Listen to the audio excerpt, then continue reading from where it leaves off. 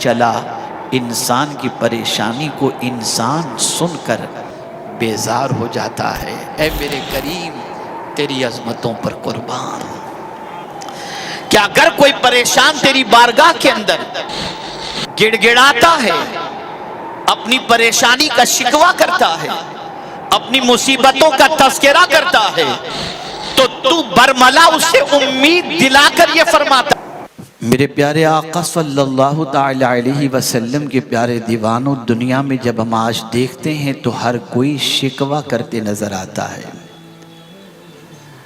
معاشرے میں اگر ہم دیکھیں، اگر 100 آدمیوں سے ملاقات ہو تو 90 آدمی شکایت کرتے ملیں گے۔ کسی نہ کسی اعتبار سے شاید ہی 10 لوگ ایسے ملیں جو شکر کرتے ہوئے نظر آئیں یا شکوہ و شکایت سے اپنی زبان کو کنٹرول میں کرتے ہوئے نظر آئیں۔ اگر دیکھا جائے تو یہ شکوہ کس چیز کا کرتے ہیں؟ تو کوئی روزی کی تنگی کی شکایت، کوئی بیماری کی شکایت، کوئی بچی کے رشتے سے متعلق شکایت، کوئی بیٹے کی آوارگی کی شکایت، کوئی بیماری کی شکایت۔ غرض کہ ہر ایک کو دیکھو کوئی نہ کوئی مصیبت کا تذکرہ اور شکوہ و شکایت کرتا ہوا دکھائی دیتا ہے۔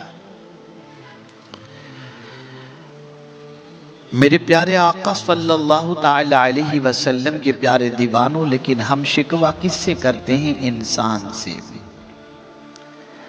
ہم شکایت کس سے کرتے ہیں؟ انسان سے۔ وہ انسان جو ہماری پریشانیوں کو دیکھنے کے بعد اگر تھوڑی بھی اس کے دل کے اندر ہمارے لیے کسی اعتبار سے قدورت ہوگی تو ہماری پریشانی سے اسے پریشانی نہیں ہوگی، بلکہ وہ اندر اندر خوش ہوتے ہوئے کہے گا اب آیا ہے اونٹ پہاڑ کے نیچے۔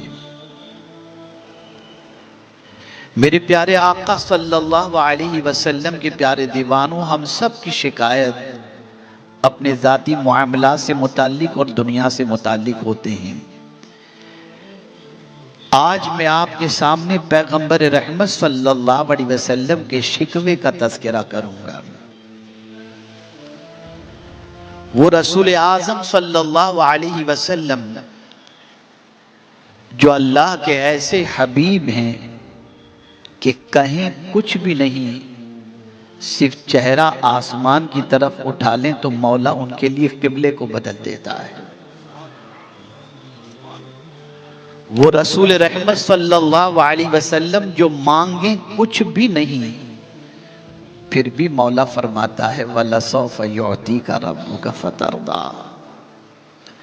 آپ ذرا دیکھیں، جس پیغمبر رحمت صلی اللہ تعالی علیہ وسلم کی یہ شان، ان کے ساتھ دنیا نے کیا سلوک کیا؟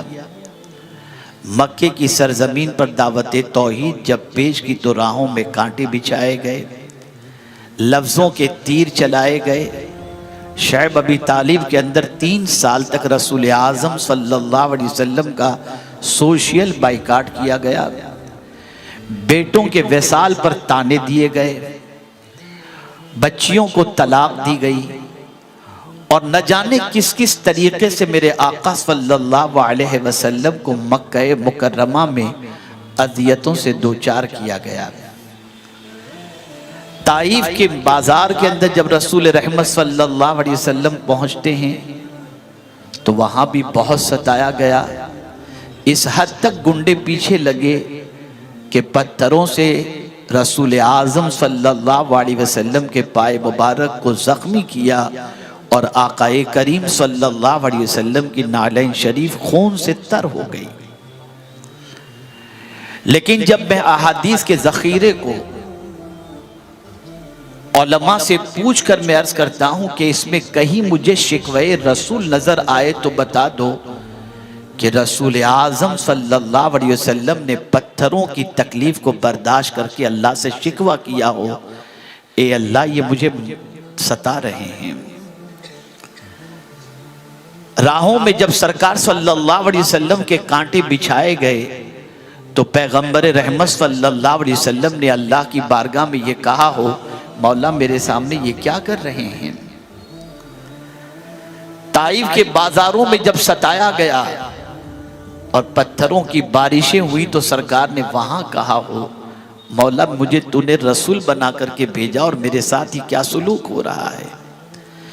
تو موجود علماء سے اگر میں پوچھوں کہ کہیں حدیث میں آقا کریم صلی اللہ علیہ وسلم کا ان چیزوں کے سلسلے میں شکوہ ہو تو مجھے بتاؤ کہ انہوں نے اللہ رب العزت جل جلالہ کی بارگاہ میں اپنے اوپر ہونے والی تکلیف کی شکایت یا شکوہ کیا ہو؟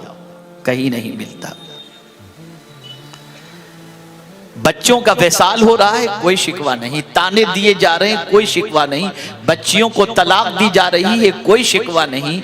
شعیب ابی طالب کے اندر 3 سال تک محصور کیا جا رہا ہے، کوئی شکایت نہیں۔ لیکن جب میں قرآن کی ایک آیت کو دیکھتا ہوں تو میری عقل تنگ رہ جاتی ہے۔ ایک شکایت، ایک شکوہ قرآن میں حضور صلی اللہ علیہ وسلم کا اپنے رب کے حضور نظر آتا ہے۔ اور یہاں یہ بات میں آپ کو عرض کر دوں، اللہ والے کبھی اپنا شکوہ کسی کے سامنے کرتے ہی نہیں۔ انہیں جو کچھ بھی کہنا ہوتا ہے وہ اپنے رب ہی سے کہتے ہیں۔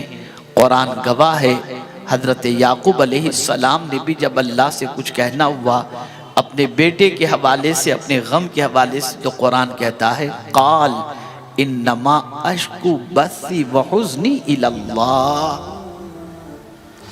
اس لیے کہ دنیا کا انسان غم سننے کے بعد مذاق اڑا سکتا ہے، دنیا کا انسان تکلیف سننے کے بعد ہنس سکتا ہے، دنیا کا انسان کبھی تکلیف سننے کے بعد بیزار بھی ہو سکتا ہے۔ کیا یہ بات سچ نہیں کہ معاشرے میں وہ لوگ جو پریشانی میں زندگی گزارتے ہیں، ایک بار اگر کسی کے پاس پریشانی لے کر کے گئے تو ممکن ہے کہ وہ پریشانی دور کر دے، لیکن اگر بار بار کوئی پریشانی کا تذکرہ کرے تو وہ یہی تو کہے گا جاؤ کہیں جا کر کے اپنی پریشانی کا ذکر کرو، کیا میرے علاوہ کوئی دوسرا نہیں؟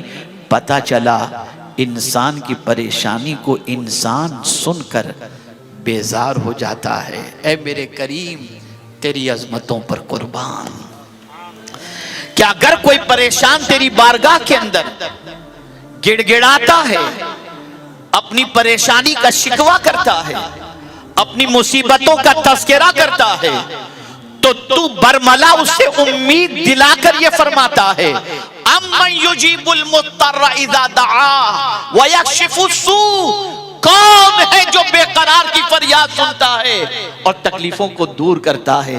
میرے بندے میں ہی تو ہوں جو تیری تکلیف کو دور کر سکتا ہوں۔ اس لیے رسول رحمت صلی اللہ علیہ وسلم نے شکوہ انسانوں سے نہیں کیا، نہ اپنے پتھر کے زخموں کا کیا، نہ اپنی بچیوں کا کیا، نہ اپنے بچوں کا کیا، نہ اپنے بائیکاٹ ہونے کا کیا، کسی کا نہیں۔ ظاہر سی بات ہے کہ اس سے بڑی کوئی چیز ہوگی جس کی شکایت حضور نے رب کی بارگاہ میں کی۔ اب سمجھو اسے۔